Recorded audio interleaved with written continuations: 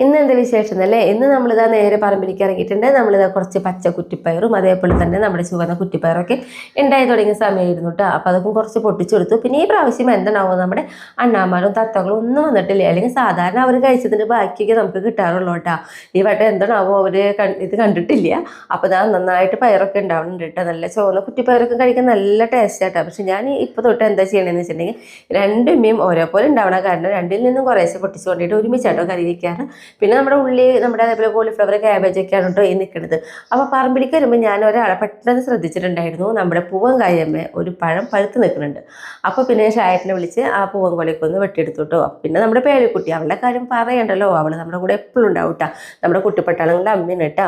അപ്പോൾ ഇതാ കായക്കൊല അത്യാവശ്യം വെയിറ്റുള്ള കാരണം ഷായറ്റ് അതുകൊണ്ട് വീട്ടിൽ പോന്നു. പിന്നെ ഞാനും പേളിക്കുട്ടിയും കൂടി ഇതാ വീട്ടിലേക്ക് പോന്നു കേട്ടോ. പിന്നെ എന്താ ചെയ്തതെന്ന് വെച്ചിട്ടുണ്ടെങ്കിൽ നമ്മുടെ പയറൊക്കെ നന്നാക്കി ഒരു കറി വയ്ക്കാമെന്ന് വിചാരിച്ചു കേട്ടോ. എന്തായാലും ഇങ്ങനെ സ്വയം അധ്വാനിച്ച് കിട്ടുന്നതിന് ഒരു ടേസ്റ്റ് വേറെ തന്നെയാണ് കേട്ടോ. അപ്പോൾ ഇതാ പയർ കൊണ്ടുള്ള ഒരു മെഴുക്ക് പുരട്ടിയാട്ടോ ഞാൻ ഉണ്ടാക്കുന്നത്. അതായത് നമ്മുടെ ഉള്ളിയും മുളകും വേപ്പിലയും കുത്തിപ്പൊടി മുളകൊക്കെ ഇട്ടിട്ട് നമ്മുടെ തൃശ്ശൂർക്കാരെ ഏറ്റവും ഇഷ്ടമുള്ള ഒരു സംഭവമാണ് കേട്ടോ ആ മെഴുക്ക് പുരട്ടി.